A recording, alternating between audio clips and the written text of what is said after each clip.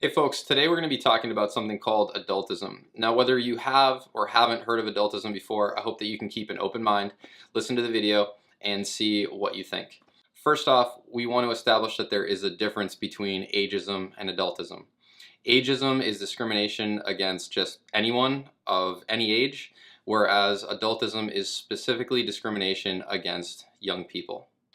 Also, as a comparison, we could say that ageism is to adultism as racism is to white supremacy. Now, there's two main documents that we could look to for citizenship and or human rights. The United Nations Universal Declaration of Human Rights states, everyone is entitled to all the rights and freedoms set forth in this declaration without distinction of any kind, such as race, color, sex, language, religion, political or other opinion, national or social origin, property, birth, or other status. Pretty much, if you're a human being, you get the rights that are set forth in the Universal Declaration of Human Rights. I highly recommend that you check out that document and see the different articles that specify what those human rights are. As for the US, we have the US Constitution, and the 14th Amendment specifically states that all persons born or naturalized in the United States are citizens of the United States and of the states wherein they reside. No state shall make or enforce any law which shall abridge the privileges or immunities of citizens of the United States, nor shall any state deprive any person of life, liberty, or property. So, those apply to all citizens and all humans. Consider that young people, as soon as they're born, are citizens of the United States. And so when do they gain these rights? When are they deserving of them, or when do they get given to them? Also, let's talk about what adultism is not. Expectations regarding their behavior or conduct, freedom from any sort of rules or guidelines based on age or developmental level, freedom from consequences or punishment.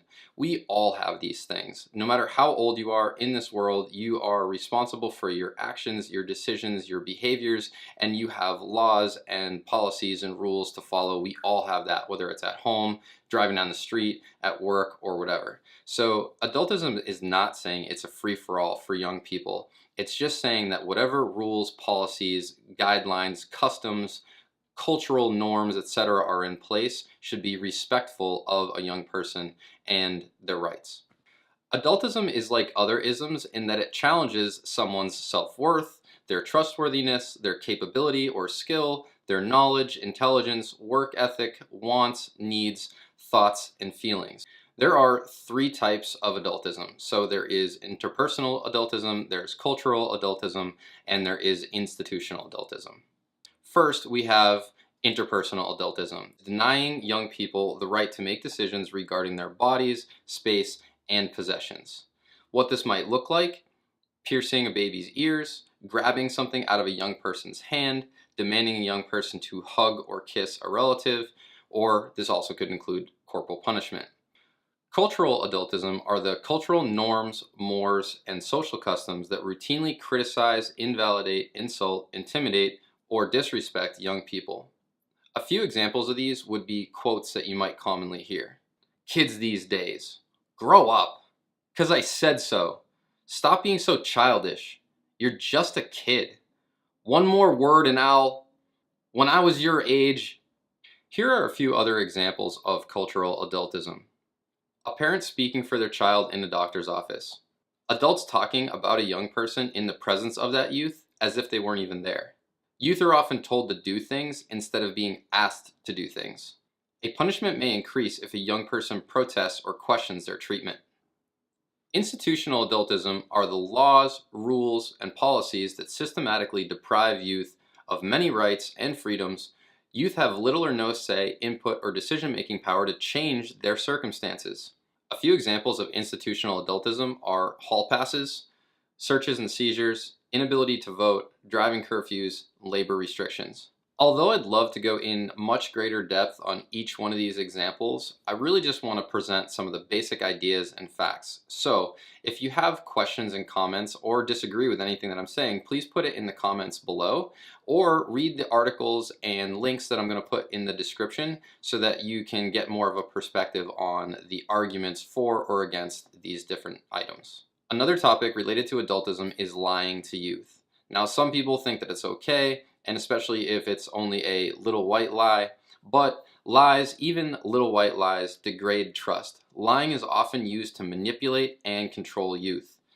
Things like Santa Claus, Elf on the Shelf, Easter Bunny, Tooth Fairy, Boogie Monster, or saying something to your child like, "Daddy can't afford to buy you a bike right now." Even though money's not the issue, it's just maybe that Daddy doesn't want to buy a bike. According to Dr. Clifford Lazarus, kids have very fertile and active imaginations. They just don't need Santa Claus, the Tooth Fairy, or the Easter Bunny to stimulate their creativity or cognitive development. After all, just about any kid can turn a plain cardboard box into a rocket ship, a race car, or a fort and have loads of fun entertaining imaginary friends with make-believe beverages. There's another concept called infantilizing. And infantilizing is essentially treating someone as if they are younger than they really are. It's trying to treat them like a child or treat them in a way that denies their maturity in age or experience. A couple examples of this could be an adult that zips up a jacket for a young person or ties their shoes when they're perfectly capable of doing both. Other examples could be saying things like sweetie, honey, or darling, my little babies. Maybe a teacher would say that to an entire class. From several of the articles I read, it is viewed as a form of narcissism in adults where it's really more about the adult feeling or wanting to feel needed or wanted by the younger person. In an article written by John Bell titled Understanding Adultism, he talks about something that he calls a mirror. In that part of the article, he says, "Would I treat an adult this way? Would I talk to an adult in this tone of voice? Would I grab this out of an adult's hand? Would I make this decision for an adult? Would I have this expectation for an adult? Would I limit an adult's behavior in this way? Would I listen to an adult friend's problem in this same way?" John Bell calls this part of the article a mirror because he's suggesting that this could be our self-reflective practice when we're interacting with young people to think to ourselves, if this person was my age, or if this person was an adult, or if this person was 30 or 50 or whatever, how would I talk to them? How would I treat them? And am I treating them differently just because they're younger and not because of their intelligence or their capability or maturity, but just because they're younger? I fully anticipate that some people will watch this video and think this is crazy. But if you think back to things like slavery and women's suffrage, our nation actually has a history of violating the rights of certain groups of people. At the time of these events, people questioned whether these groups were deserving of equal treatment. We're doing the same thing right now with youth. It's interesting to think about how will we view this issue 50 years from now. As it stands right now, and as a culture, we tend to shelter young people. Try to protect them, keep them from making the mistakes we made. We control them, we boss them around, we give orders without explanation, tell them we know what's best for them, tell them they don't know what they're doing or that what they're feeling isn't real. We lie to them when it suits our purpose.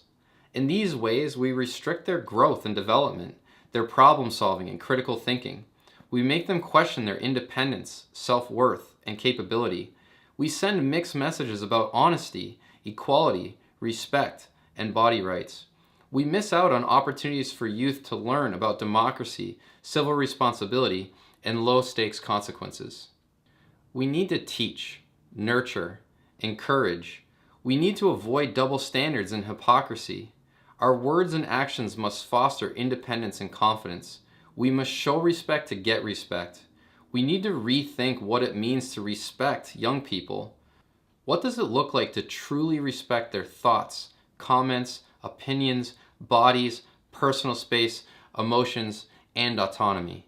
Imagine the impact that adultism could have on behavior and decision making. Antisocial behavior, teen angst, alcohol and substance use, depression and anxiety, apathy, acting out, impulsivity, low academic achievement, and other risky behaviors. Thanks for checking out my video. I hope you found it eye-opening and informative. If you have questions, please check out the links in the description below. If you're not sure how you feel about adultism, that's okay. You don't have to make a change overnight or change the way that you do everything. But it is good to think about the way that we interact with different people and not just do something a certain way because that's how it was done to us. A lot of us were raised with adultism and it's just what we know. It's just the way our society works. So if we want to make our society a better place, if we want to do a better job helping young people develop their critical thinking and behavior, we need to change the way that we interact with young people. So give it some thought, check out some of the articles below, and we'll see you next time.